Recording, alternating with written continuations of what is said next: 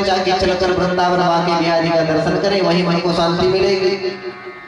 नारद जी कहते हैं भैया मैं वहां से वृंदावन की ओर गया और जैसे ही मैं वृंदावन पहुंचा तो मैंने वहां एक और विचित्र स्थिति देखी। मैंने देखा कि एक स्त्री, एक नव यौवन स्त्री खिन्न मना होकर बैठी है और उसके सामने दो बुजुर्ग अचेत अवस्था में पड़े। मैंने सोचा ये देवी जी क्यों रो रही है, चलकर इनका हाल चाल पूछा जाए, इनका दुख दूर किया जाए। लेकिन फिर मैंने सोचा कि देवियों का स्वभाव होता है चंचल, तो मैं जाकर पूछूं और देवी जी कहते हैं कि बाबा तुम्हें क्या मतलब, हम रोवे चाहे गावे। तो फिर मैंने सोचा कि देवी चंचल स्वभाव की होती है इसलिए इनके पास जाना उचित नहीं है, तो मैं वापस होने लगा। लेकिन जैसे ही मैं वापस होने लगा तो उस देवी जी ने पीछे से मुझे आवाज लगाई, भो साधो क्षणं तिष्ठ मां चिंतामपि नाशय दर्शनं तव लोकस्य सरलथा परम। भो साधो क्षणं तिष्ठ, महाराज कहाँ भागे जा रहे हो, जरा रुको। नारद जी कहते हैं भैया जब देवी जी ने इस प्रकार आवाज लगाई तो मैं देवी जी के पास चला गया और मैंने पूछा देवी जी कहाँ से तुम काबे भी हो, आप कौन हो, और ये जो दोनों जर्जरित अवस्था में पड़े हुए हैं ये कौन है। तो देवी जी ने अपना परिचय दिया, अहम भक्ति ख्याता इमौ मे तनयो मतो ज्ञान वैराग्य नामानि कालयुगे जर्जर। महाराज मेरा नाम भक्ति है, ये दोनों मेरे पुत्र हैं, इनका नाम है ज्ञान और वैराग्य। काल योगेन जर्जर। देखो महाराज कैसी विचित्र स्थिति है कि मैं इनकी माँ हूँ तो नवयौवना हूँ, जवान हूँ, और ये दोनों मेरे पुत्र हैं तो ये वृद्ध हो गए, जर्जरित हो गए, अचेत हो गए। अरे देवी जी तुम्हारी ये हालत कैसी है। संपूर्ण वृतांत बतलाया। भक्ति मैया ने दक्षिण भारत में पैदा हुई, कर्नाटक इत्यादि प्रदेशों में लालन पालन हुआ, कहीं कहीं प्रदेशों में महाराज बड़ा खंडन हुआ तो मैं भागती हुई वृंदावन तक पहुंची। और महाराज जैसे ही मैं वृंदावन आई तो मैं तो नवयौवना हो गई, लेकिन जो तो मेरे पुत्र हैं ये दोनों जर्जरित हो गए महाराज। और यदि मेरे दोनों पुत्रों की यही स्थिति रही तो सच कहती हूँ इदम स्थानम परित्यज्य विदेशो गम्यते। मैं वृंदावन को छोड़कर विदेश को स्थान पर जाऊंगा। नारद जी ने कहा देवी जी आप इस प्रकार क्यों कहते हो, अरे वृंदावन में आकर के बांके बिहारी की शरण में आकर के भी आपके मन में संदेह है, आप अपने मन के इस संदेह को दूर करो।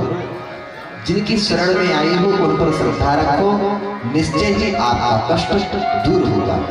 और मैं नारद आपको यह विश्वास दिलाता हूँ कि आपके दोनों पुत्र ज्ञान और वैराग्य को जब तक स्वस्थ नहीं कर दूंगा तब तक शांति से नहीं बैठूंगा, आप चिंता मत करो। भक्ति मैया ने मन ही मन सोचा कि नारद जी ने आश्वासन दिया है, विश्वास दिलाया है, जब तक ठीक नहीं कर देंगे तब तक मानने वाले नहीं, ठीक ही करेंगे। अब नारद जी महाराज करने लगे तो ज्ञान और वैराग्य को शुद्ध स्वस्थ करने के लिए महाराज वेदों को सुनाया, उपनिषद सुनाया, शास्त्रों को सुनाया, गीता पाठ अनेकों बार गीता का पाठ श्रवण कराया।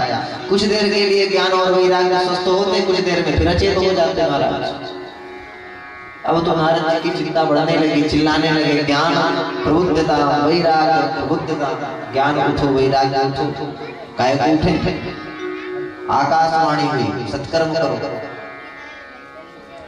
कौन सा सत्कर्म करें, जितना अभी तक किया क्या सत्कर्म नहीं था। बोले संतों से जाकर पूछो। अब आकाशवाणी में भी तो बताया नहीं कि कौन सा अनुष्ठान करा दें, महामृत्युंजय का जाप करा दें कि शनि का जाप करा दें कि राहु का करवा दें, ये भी तो बताया नहीं आकाशवाणी में। सिर्फ इतना कहा सत्कर्म करो। अच्छा ये भी नहीं बताया गया किनके पास जाके पूछ लो तो सत्कर्म के बारे में बता देंगे कि बता दो कि जाओ भले बाबा के पास चले जाओ तो बाबा जी बता देंगे कि ऐसा ऐसा अनुष्ठान करा दो। संतों के पास जाओ अब महाराज नारद जी महाराज हाथ जोड़कर जो संत सामने नजर आते उन्हें से हाथ जोड़कर प्रार्थना करते, भैया सत्कर्म किसे कहते हैं। अब जो नारद जी के प्रश्न को सुनता तो वही सोच में पड़ जाता, क्योंकि नारद जी कोई ऐसे वैसे महात्मा नहीं है, ब्रह्मा जी के पुत्र हैं। इनको जल्दी उत्तर कौन देगा, क्योंकि जितने उद्यम किए अभी तक, वेदों को सुनाया, शास्त्रों को सुनाया, गीता पाठ सुनाया, क्या ये सत्कर्म नहीं थे? तुम्हारा जवाब कौन दे? तो जिनसे ही पूछते वही मौन धारण कर लेता कि भैया आज के दिन तो हम बोलते ही नहीं, कुछ पीछे की ओर घूम जाता। नारद जी ने सनकादिकों से कहा, भैया जब मेरे प्रश्न का उत्तर कहीं नहीं मिला तो मैंने सोचा कि क्यों ना चलकर बद्री विशाल धाम में भगवान नर नारायण से ही अपने इस प्रश्न का उत्तर जाने। और भैया जब मैं यहाँ आया तो आपका दर्शन हो गया, और कृपा करके आप ही बता दो भैया कि ज्ञान और वैराग्य को स्वस्थ करने के लिए क्या करना चाहिए, कौन सा यत्न करना चाहिए।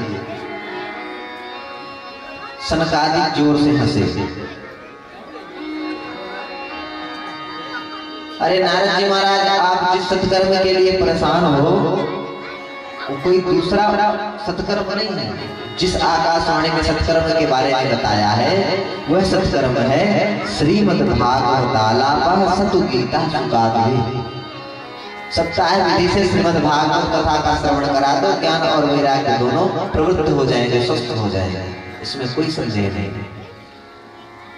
नारद जी ने हाथ जोड़कर कहा, भैया आज मैं समझ गया कोई कितना भी बड़ा ज्ञानी हो जाए, कितना भी पढ़ ले, लेकिन जब तक आप जैसे संतों का सत्संग प्राप्त नहीं करेगा तब तक उसका कल्याण होने वाला नहीं है।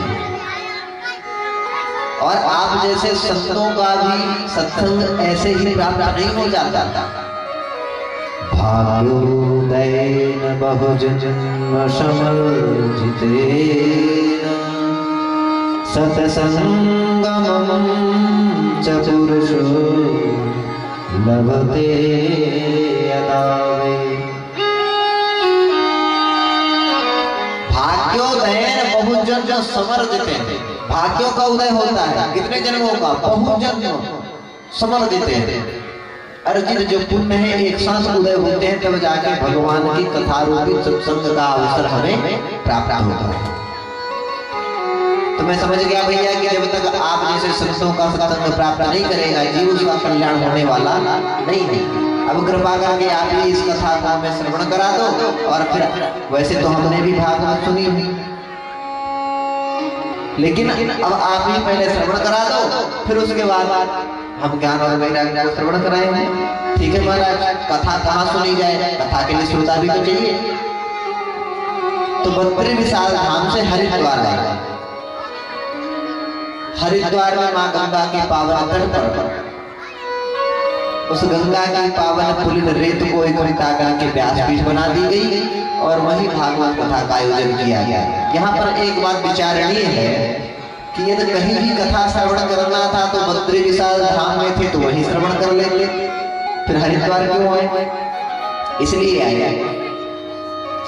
ये उस समय की बात है जब बद्री विशाल धाम कोई पहुंच पाता था, सब नहीं पहुंच पाते थे, और जो पहुंच जाते थे वो भगवान के चरणों में समाधिस्थ हो जाते थे। और कथा के लिए श्रोता भी चाहिए, तो जो समाधि में है वो कैसे श्रोता बन के आएंगे, और बिना श्रोता के कथा कैसे होगी? तो हरिद्वार आ गया। हरिद्वार इसलिए आए कि हरिद्वार जो है बद्री विशाल और इधर प्रयाग दोनों के मध्य में है।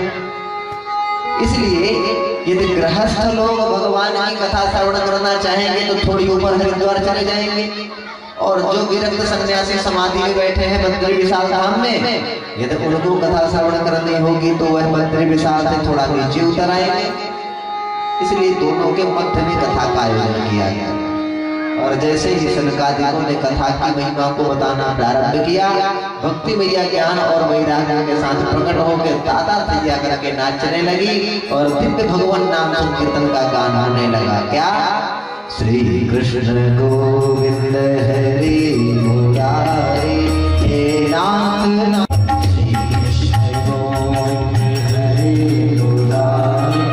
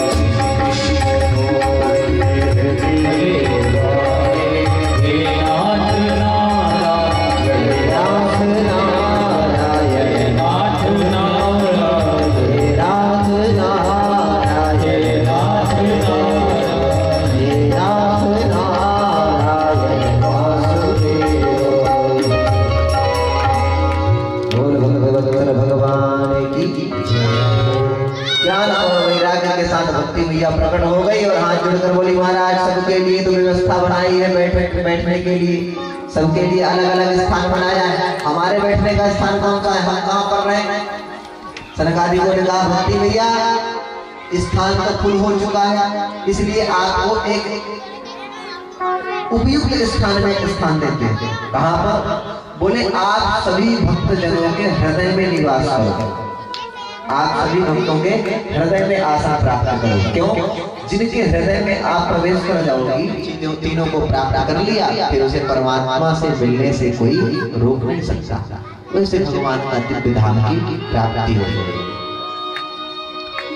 नारद जी बड़े गदगद हो गए ज्ञान और वैराग्य को स्वस्थ देखकर, हाथ जोड़कर के सनकादि से बोले भैया एक बात बताओ, इस भगवान की मंगलमयी कथा से सिर्फ ज्ञान वैराग्य ही स्वस्थ होंगे, भक्ति ही सुदृढ़ होगी, या पापियों का भी उद्धार होगा? सनकादिकों ने कहा नारद जी हम तो कहते हैं कि पहले पापियों का एक कंपटीशन करवाओ, पापियों का एक कंपटीशन करा लो, जो सबसे बड़ा पापी उसे भगवान की कथा सुना दो, और यदि जीवन में न सुन पाए तो मृत्यु के बाद श्रवण करा दो।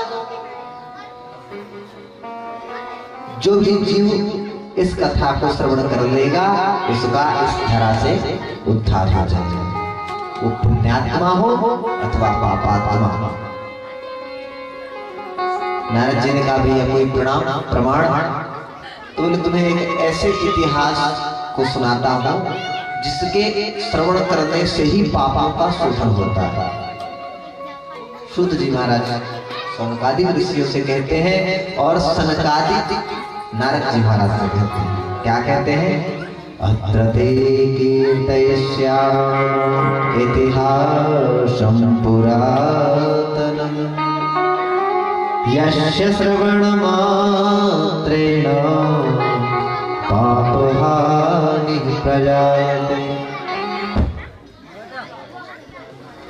भयंकर झगड़ा करने वाले लोग वार्ता रता क्रूरा प्रायसो बहुचलते सूरा चाग्रह कृत्येषु कृपणा कलह प्रिया।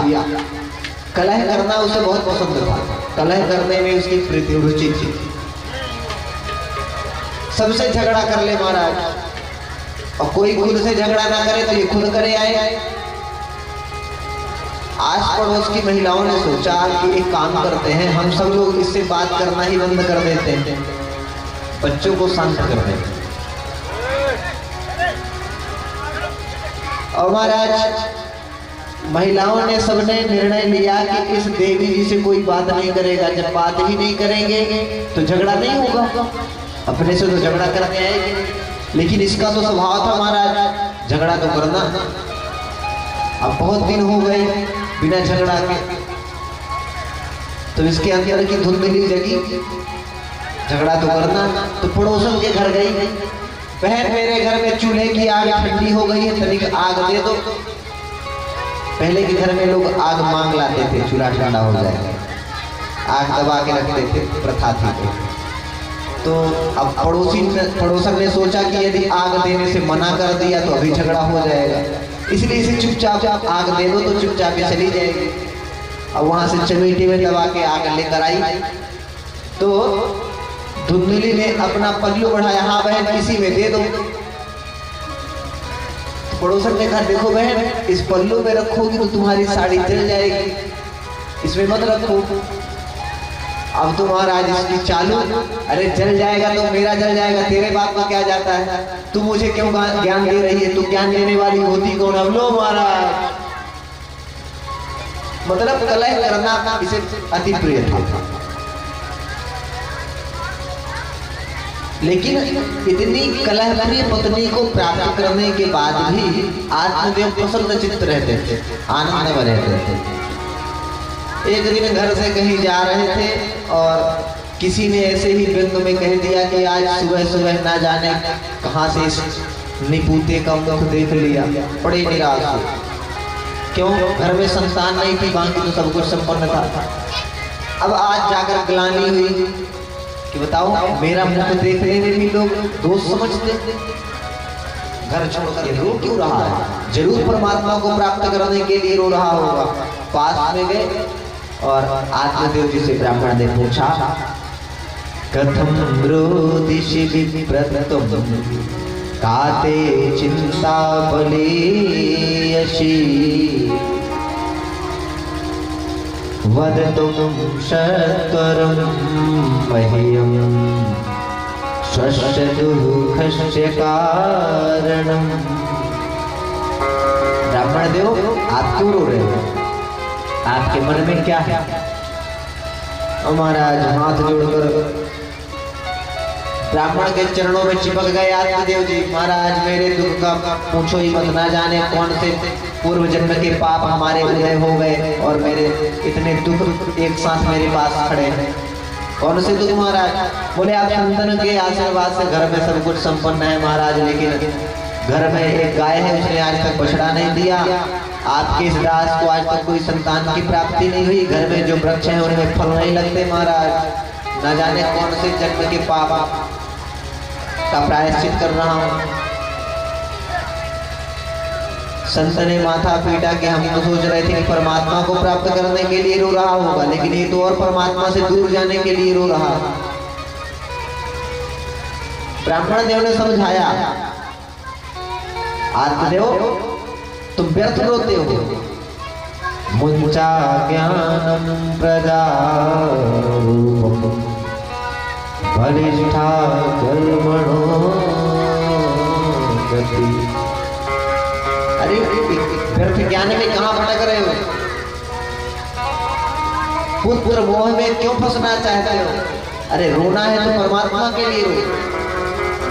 और पुत्र के प्राप्ति के बाद हमको आनंद की प्राप्ति हो जाएगी, इसकी कोई गारंटी है? संतान हो जाएगी फिर हमें सुख ही सुख मिलेगा, इसकी क्या गारंटी है? मान लो तुम्हारे पूर्व जन्म का पाप ही पुत्र के रूप में प्रकट हो जाए, तब? आत्मदेव ने कहा, महाराज कुछ भी कहो, लेकिन आप तो संत हो। गृहस्थों का जीवन बिना संतान के सफल नहीं होता। गृहस्थों के जीवन तभी सफल है जब उनके घर में कोई संतान हो। अब तो महाराज आप ही कुछ उपाय बता दो। संत जी ने कहा, ठीक है तुम्हारे भविष्य देखकर बताते हैं। ध्यान लगा कर देखा और ध्यान लगा कर देखा तो संत जी ने कहा, आत्मदेव आप एक जन्म के लिए रो रहे हो, लेकिन आपके भाग्य में सप्त जन्मावधि तब पुत्रो नैव च नैव च। एक जन्म नहीं, 7 जन्मों तक आपके भाग्य में पुत्र सुख नहीं है। अब तो आत्मदेव और जोर जोर से रोने लगे, महाराज यहाँ एक जन्म की घट नहीं रही थी, आप 6 जन्म की और सुना दिए। अब तो महाराज आप प्राणों का त्याग कर दो, आपको ब्रह्म हत्या भी लगेगी। संत ने कहा, कहाँ भजन करने के लिए निकले थे और यदि इसको कुछ हो गया तो ब्रह्म हत्या और बोल ले ली महाराज। तो ब्रह्म भगवान के चरणों का ध्यान करके संत जी ने एक फल निकाला और ब्राह्मण देव को दे दिया, जाकर खिला देना, पुत्र की प्राप्ति हो जाएगी।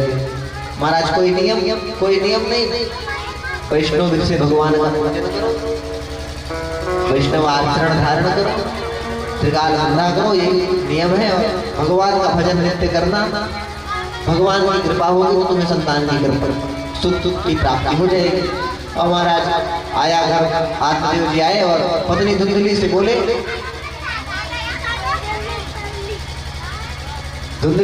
कि देखो भगवान संत जी के आशीर्वाद लेकर आ रहे हैं और इस फल को दिया है, इस फल को ग्रहण कर लो तो हमें संतान की प्राप्ति हो जाएगी। ठीक है, हम स्नान ध्यान करेंगे फिर फल को ग्रहण कर लेंगे। धुंधली ने आश्वासन देकर आत्मदेव को तो विदा कर दिया। अब फल लेकर बैठ के सोचने लगी, फल के खाने से भी संतान होती है क्या? एक पड़ोसन आई, पूछा, बहन हमारे स्वामी ने एक फल दिया है, इसको खाने से क्या संतान की प्राप्ति हो जाएगी? कह रहे थे कोई बाबा जी देकर गए। पड़ोसन ने कहा, खा लो बहन, खा लो तो परीक्षण हो ही जाएगा, होते हैं कि नहीं होते। और बाबाओं की कृपा पर संदेह मत करो, बाबाओं की कृपा से सब कुछ संभव हो सकता है, संत कृपा पर सब संभव। अरे बहन वो सब तो ठीक है, लेकिन मैंने सुना है कि जो गर्भवती हो जाती है महिलाएं, उनका शरीर जो है, शरीर का वजन बढ़ जाता है। हाँ तो बोले, यदि मान लो वजन बढ़ गया तो हमारे घर का जो इतना काम काज है ये कौन करेगा? तो बोले काम करो, अपनी नंद को बुला लेना, क्योंकि पुत्र होने के बाद तो अपनी नंद को बुलाओगी तो कुछ न कुछ नेक भी दोगी, तो पहले से बुला लेना तो सेवा करेगी, और जब सेवा करेगी तो लास्ट में जो नेक दोगी अंतिम में वो नेक समझ लेना कितने दिन प्यार करवाया तो नेक देकर विदा कर दिया। धुंधली ने कहा देख बहन, उस चुड़ैल का नाम बिल्कुल मत ले, वो जितने की सेवा नहीं करेगी उतने का सामान हमारे घर से बांट ले जाएगी। मैंने एक बात और सुनी है क्या, जो गर्भवती हो जाती है महिलाएं उनका आहार कम हो जाता है, और मेरा आहार कम हो गया तो मेरा शरीर कमजोर नहीं हो जाएगा। अरे तो तुम्हें कौन सा पहाड़ में धक्का मारने जाना है? बोले धक्का मारने तो नहीं जाना, लेकिन मान लो रात्रि में मैं विश्राम कर रही हूँ और अचानक से मेरा तो शरीर वजन भी बढ़ गया, शरीर भी कमजोर हो गया, भोजन भी कम हो गया, अब अचानक से मेरे घर में आग लग जाए तो मैं तो भाग ही नहीं पाऊंगी, अंदर ही मर जाऊंगी। पड़ोसन ने कहा बहन जैसी तुम्हारी मर्जी पड़े वो करो, हम जाते हैं, तुम तो तर्क वितर्क करती रहो। अब पड़ोसन समझा के चली गई, उसके समझ में नहीं आई। तब तक उसकी एक छोटी बहन आई धुंधली की। अच्छा उसकी बहन चाहती थी कि इसकी कोई संतान ना हो, क्यों? वो यह चाहती थी कि मेरी 10-12 संतानें हैं, अभी मैं गर्भ से हूँ, तो मेरी जो संतान होगी वो मैं इसे दे दूंगी, तो इसकी भी जो संपत्ति है वह भी हमारी हो जाएगी। तो अब जब उसकी बहन आई तो बहन से भी उसी प्रकार धुंधली ने प्रश्न किया, बहन फल के खाने से पुत्र होते हैं? तुरंत उसने कान भरना चालू किया, बहन बाबाओं के चक्कर में मत पड़ना, अरे कभी फल के खाने से पुत्र होते हैं? तो बहन वही तो परीक्षण करना है। बोले उसका उपाय मैं बताती हूँ। क्या? बोले देखो मैं इस बार की माँ बनने वाली हूँ, वो पुत्र मैं तुम्हें दे दूंगी, और जो ये फल है यदि इसका परीक्षण करना है तो तुम्हारी गाय को भी आज तक बछड़ा नहीं हुआ, तो इस फल को तुम अपनी गाय को खिला दो, तो यदि इस फल में कुछ ताकत होगी, फल में कोई शक्ति होगी तो तुम्हारी गाय को बछड़ा हो जाएगा, और रही बात तुम्हारी तो तुम्हें मैं अपना पुत्र दे दूंगी।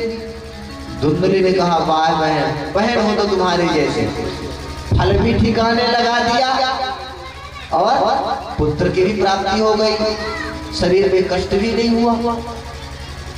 ठीक है, फल को खिला दिया महाराज गाय को, और महाराज अपने पति को कपड़ा बांध के रिझाने लगी धुंधली कि हाँ मैं मां बनने वाली हूँ। लेकिन आत्मदेव बड़े सुशील थे, शांत थे, कभी प्रेक्षण कार्य इत्यादि नहीं किया। संत कृपा पर दृढ़ विश्वास। संत जी ने कहा, गुरु जी ने कहा जरूर संतान की प्राप्ति होगी।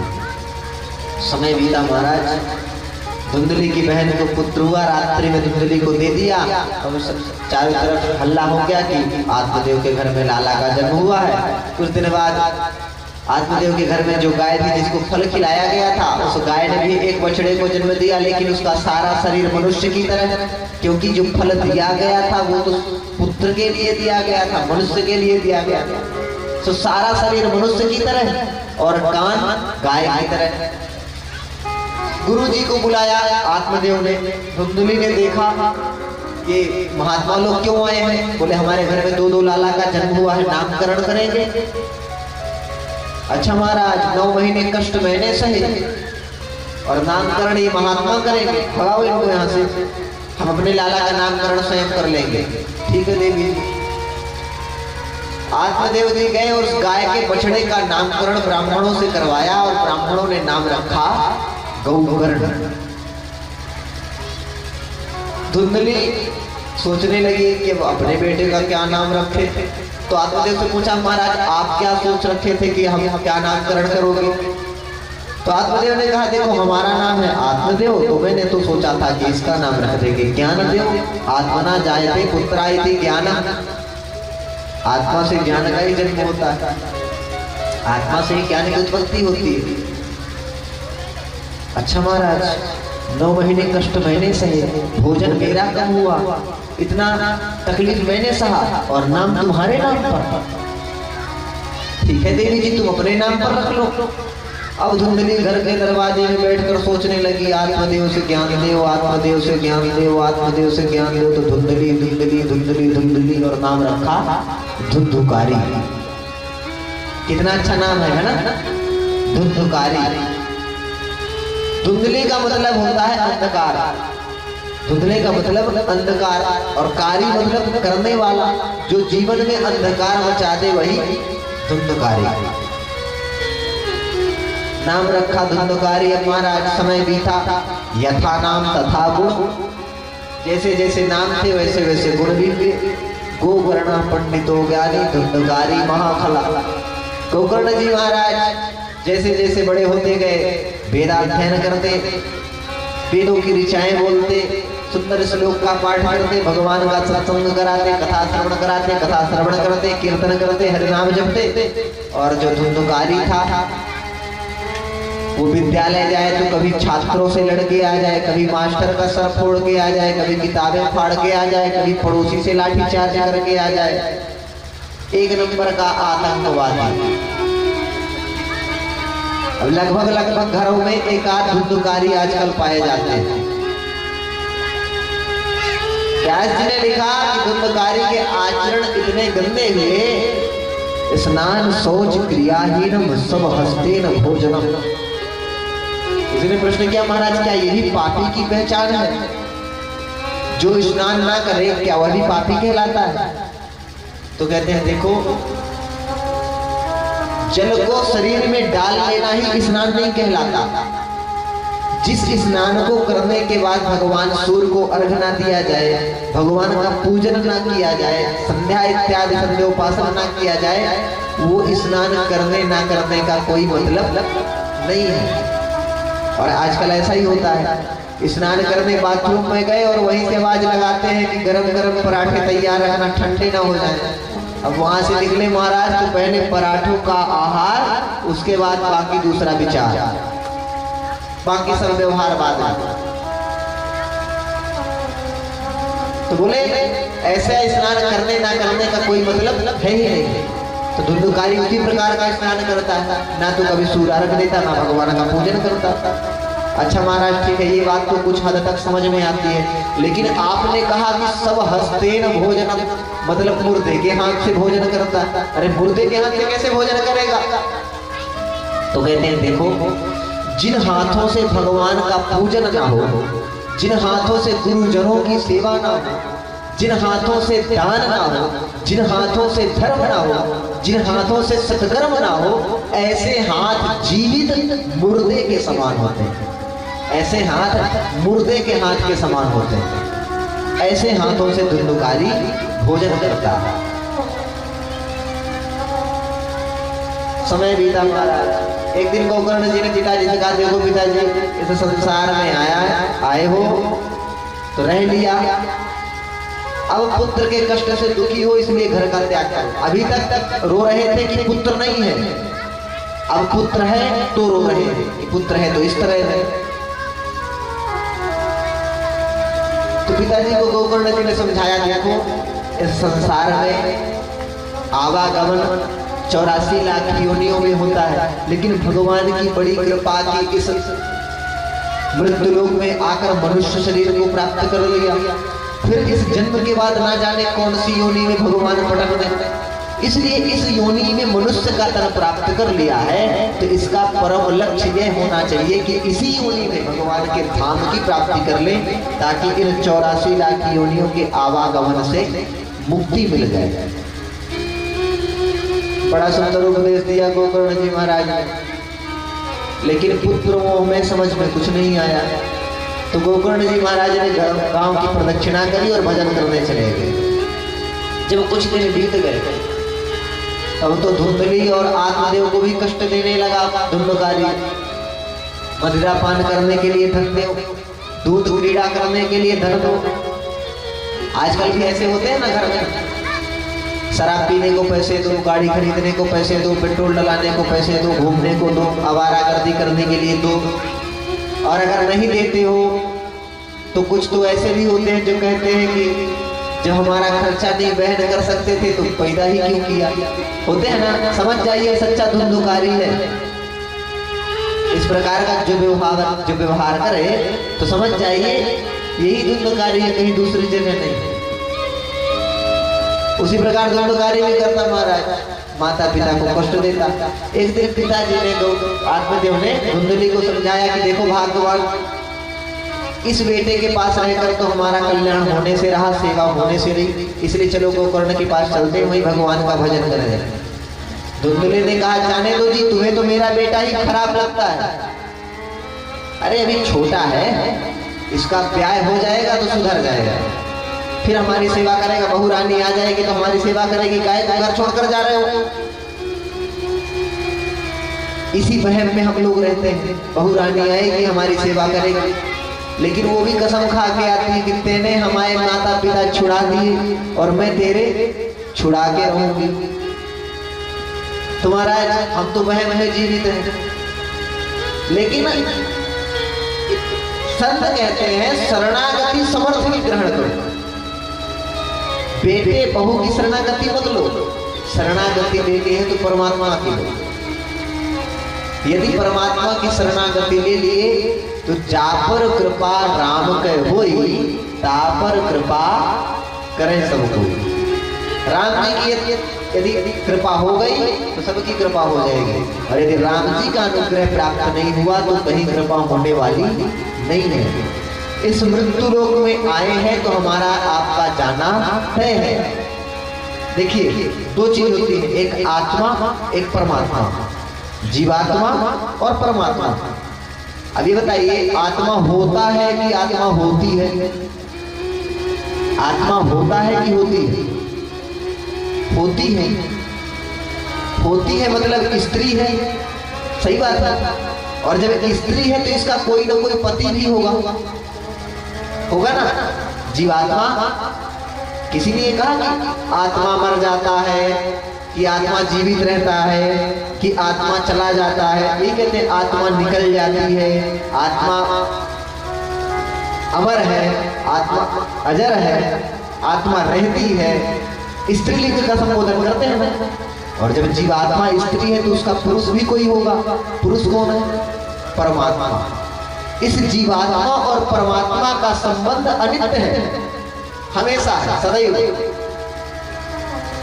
भगवान ने यहाँ हमें छोड़ रखा है। जिस दिन परमात्मा का बुलावा आएगा यहाँ से हमें जाना पड़ेगा। जैसे पहले के जमाने में लोगों के ब्याह हो जाते थे लेकिन गवना नहीं होता था। अच्छा, बहुत कम लोगों को याद होगा। पहले के जमाने में ब्याह हो जाते थे, गवना नहीं होता था। ब्याह हो गया, फिर 2 साल 4 साल 10 साल 20 साल बाद गवना होता था। तो ब्याह तो हो गया, संबंध तो हो गया। अब चाहे 2 साल बाद हो या 10 साल बाद हो, जब गवना होगा तो पत्नी को ससुराल तो जाना पड़ेगा, कन्या को जाना पड़ेगा ना अपने ससुराल, पति के पास। क्यों? क्योंकि संबंध तो पहले ही हो चुका है। उसी प्रकार इस जीवात्मा का परमात्मा के साथ संबंध तो हो गया, अभी गवना नहीं हुआ। और जब गवना होगा, परमात्मा का बुलावा आएगा तो हमें यहाँ से जाना पड़ेगा। एक बहुत सुंदर सा गीत है, आप लोगों ने कई बार गाना है। आइए 2 मिनट गुनगुनाते हैं, फिर शीघ्र ही इस महात्मा को विश्राम करके कल से समय से ही कथा को नो जी, नो नो जी, एक दिन गोनो हो जी, पूरो लगे जय नो जी, एक दिन गोनो हो जी, पूरो लगे जय नो जी,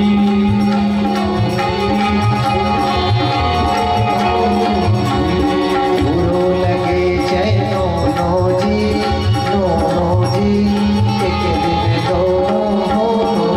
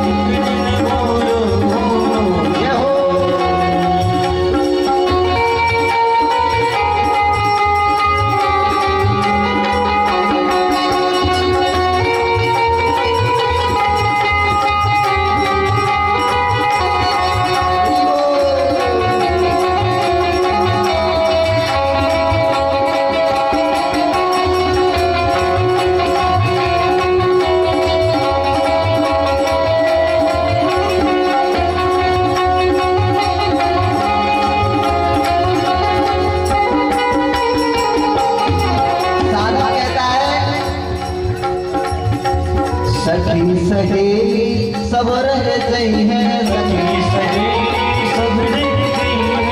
इस संसार में जब परमात्मा का बुलावा हमारा आएगा, इस संसार से हमारी विदाई होगी, तो जो हमारे ये संबंधी हैं कोई साथ में जाने वाला नहीं है। माता हो, पिता हो, चाचा हो, चाची हो, काका हो, काकी हो, सब यही रह जाएंगे, कोई साथ में जाने वाला नहीं है। साथ में क्या जाएगा? हमारा पुण्य और हमारा पाप, वही हमारे साथ में जाएगा, वही देखा जोखा वहाँ होगा। इसलिए साधक कहता है सखी सहेली सब रह गई हैं, सखी सहेली सब रह गई हैं, सब रह गई हैं, वो सब रह गई हैं, सब रह गई हैं, वो सब रह गई हैं। सखी सहेली सब रह गई हैं, सखी सहेली सब रह गई हैं। बाद में सबको रोनो जी, रोनो जी, एक दिन दोनों होनो जी, बाद में सबको रोनो जी, रोनो जी, एक दिन सबको रोनो जी। बुरो लगे चाहे दोनों जी, दोनों जी, एक दिन दोनों होनो जी। बुरो लगे रोनो जी, रोनो जी, एक दिन दोनों रोनो जी।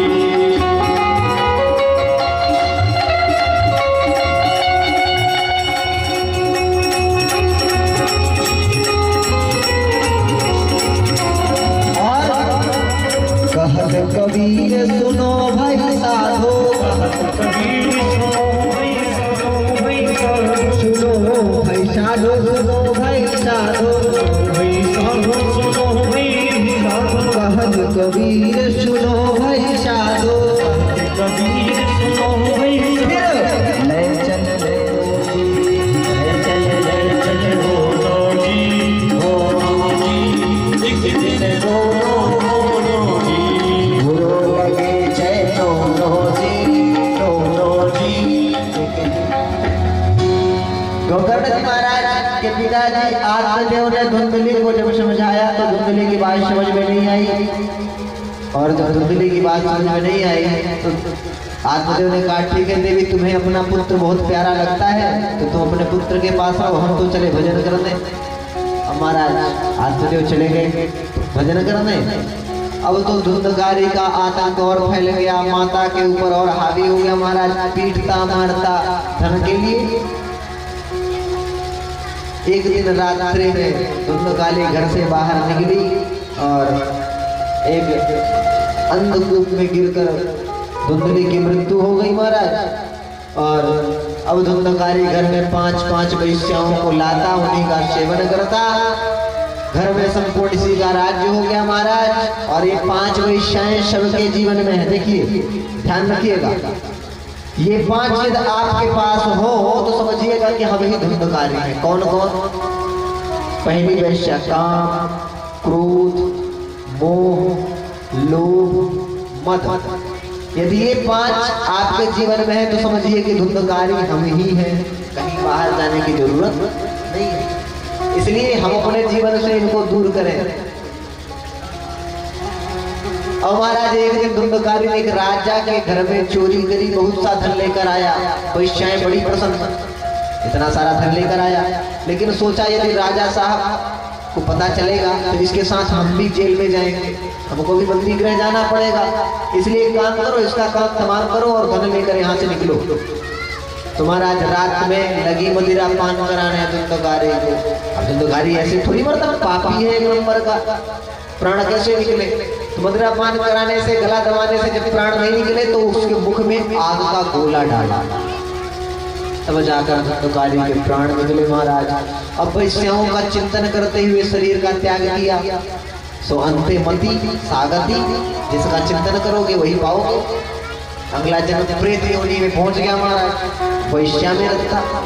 और प्रेत योनि ऐसी होती है, हवा का रूप, कभी पत्थर से टकराओ, कभी पेड़ों से टकराओ, कभी किसी से टकराओ। और महाराज वैश्याओं ने धुंधकारी को घर के ही आंगन में दफन कर दिया। उसी के ऊपर एक मैट बिछाई, बैठकर रोने लगी। गांव वालों ने पूछा क्या हुआ? तो बोले पति हमारे 5 दिन से घर को वापस नहीं आए।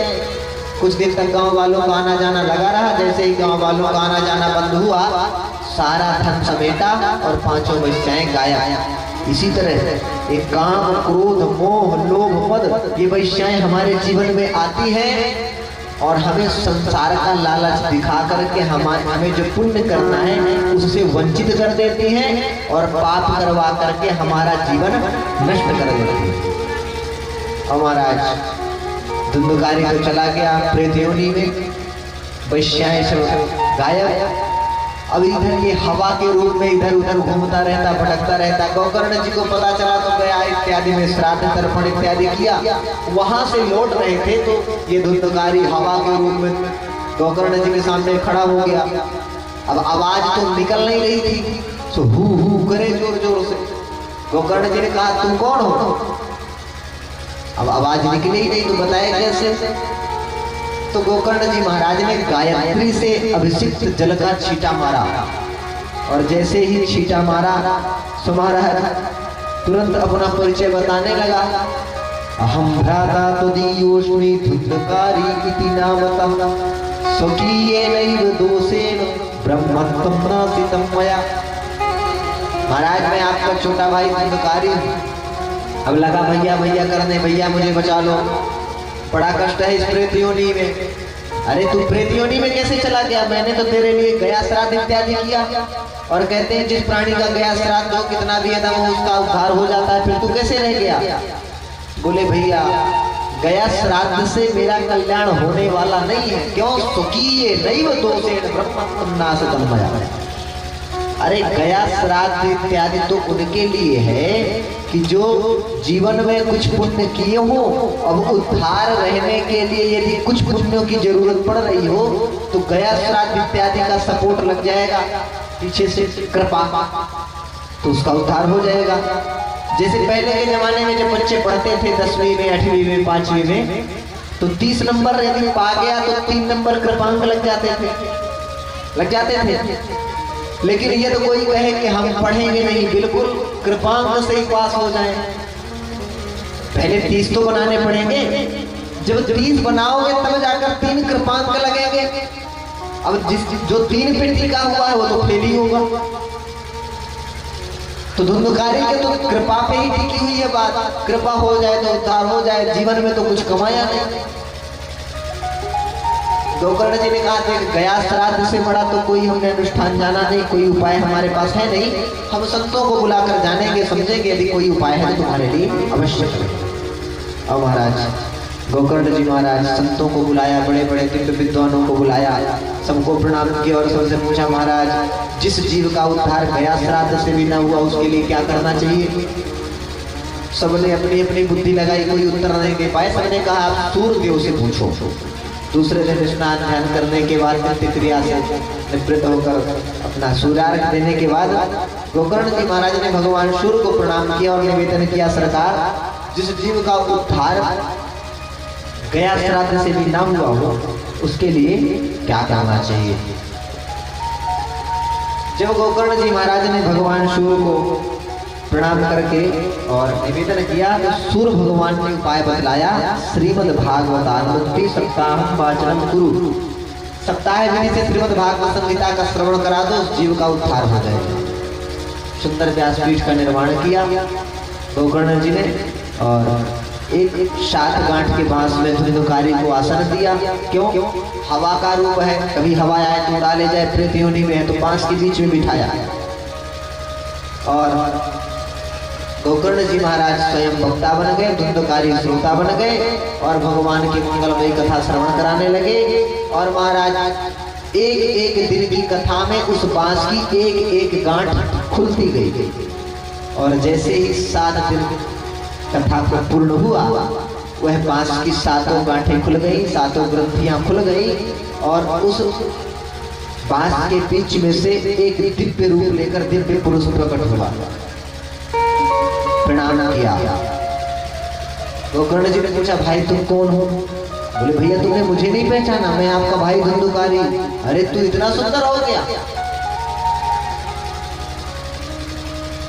भैया ये तो आपके इस ग्रंथ का कमाल है, आपकी इस कथा का कमाल है, आपकी भागवत की कृपा है कि मुझ जैसा पापी भी इतना दिव्य रूप प्रदान कर दिया आपकी भागवत।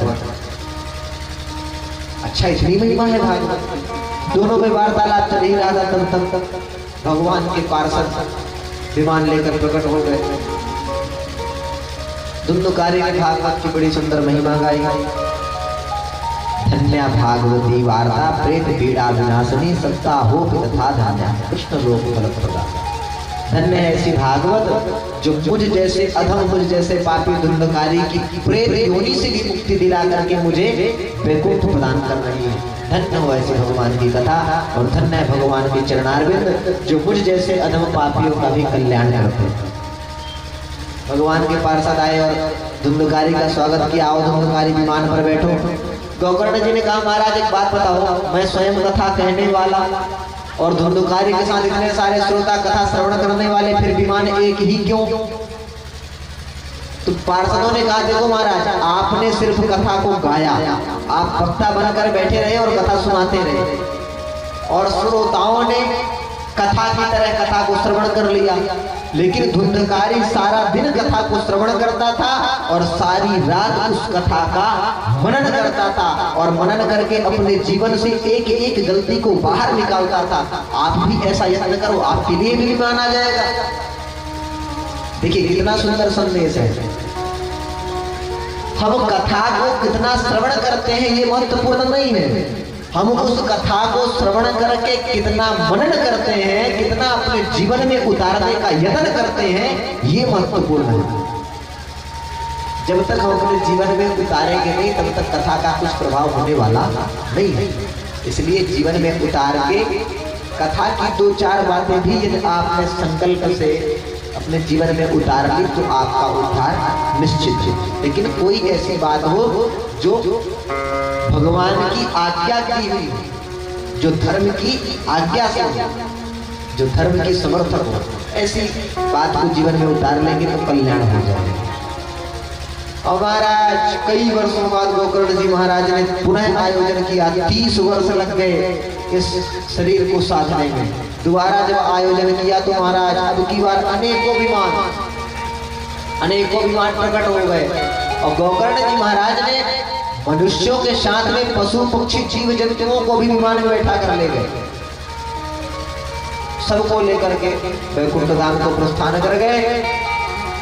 सरकारिक नारद जी कहते हैं, नारद जी इस प्रकार भगवान की मंगलमयी कथा को जो श्रवण करता है, चाहे पुण्यात्मा हो चाहे पापात्मा हो, उसका उद्धार निश्चित है। भगवान के चरण शरण ग्रहण कर लेता है जो जीव, उसके समस्त पाप संताप स्वतः समाप्त हो जाता है। ठीक है महाराज, लेकिन इस कथा को श्रवण करने की विधि क्या है, कैसे कथा श्रवण करनी चाहिए? बोले सुंदर व्यासपीठ बनावे। व्यासपीठ की रचना करने के बाद सुंदर ब्राह्मणों का वर्णन करे, पीठों का पूजन करे, गुरुदेव का पूजन करे, पुस्तक का पूजन करे, और इस कथा को इस प्रकार श्रवण करे। कहते हैं महाराज कथा में कितना खर्च आएगा, तो इस भाव से खर्च करें कि जैसे हम अपनी कन्या का ब्याह करते हैं, जिस प्रकार कन्या के विवाह के लिए हम जी तोड़ मेहनत करते हैं, दिन रात एक करके कन्या का ब्याह करते हैं, उसी प्रकार भगवान की इस कथा का आयोजन करना चाहिए।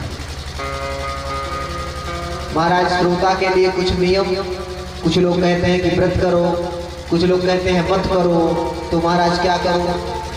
तो बोले देखो इस कथा का ये नियम है कि ऐसा आहार लो जिस आहार को लेने के बाद आप सुखपूर्वक, हम कहते हैं कि व्रत कर लो, अब आपने व्रत तो कर लिया, अब किसी दिन कथा 6 बजे के बाद तक यदि चल गई, तो 6 बजा तो श्रोता व्यास जी की तरफ देखने लगा, महाराज कब 6 बजे की आरती हो कि पूरी मिले।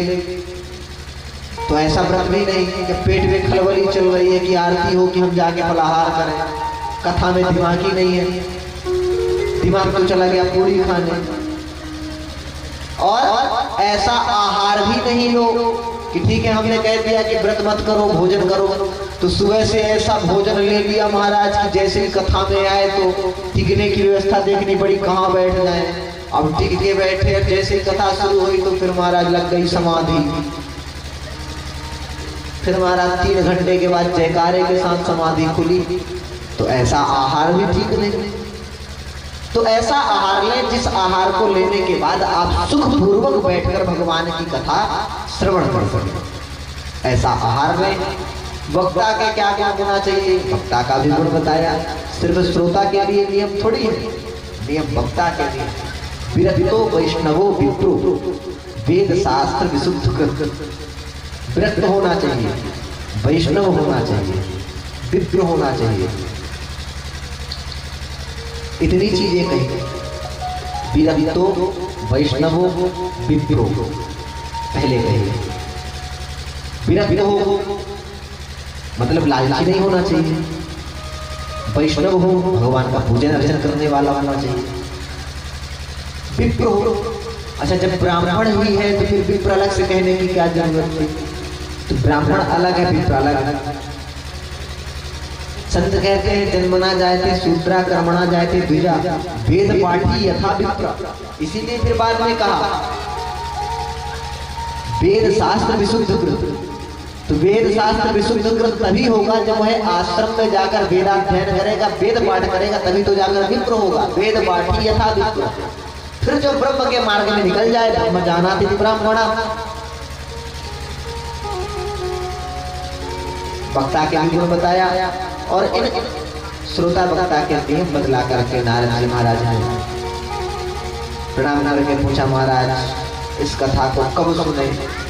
तो बोले देखो वैसे तो भगवान की कथा सदा सर्वदा श्रवण योग्य है। अनुष्ठानित हो तो मुहूर्त देखें, और यदि ज्ञान के लिए और भगवान के सत्संग के लिए कथा करनी हो तो महाराज इस कथा के लिए कोई मुहूर्त नहीं है। जब मर्जी आवे तब सुनो, जब मर्जी आए तब भगवान की कथा श्रवण करो। भगवान की कथा श्रवण करने में कोई मुहूर्त की आवश्यकता नहीं है, हमेशा मुहूर्त है। और यदि सकाम अनुष्ठान हो तो उसके लिए आचार्यों से मुहूर्त पूछे, और सुंदर सो मुहूर्त में कथा का आरंभ हो, सो मुहूर्त में विश्राम हो, सो मुहूर्त में सब कृत्य हो। सुंदर नियम को बतलाया। इसी के साथ नारद जी को सनकादिकों ने सबसे मुख्य महात्मा में यह बताया कि देखो नारद जी, भक्ति ज्ञान और वैराग्य सुदृढ़ हुए, स्वस्थ हुए, मतलब यह है कि हमारी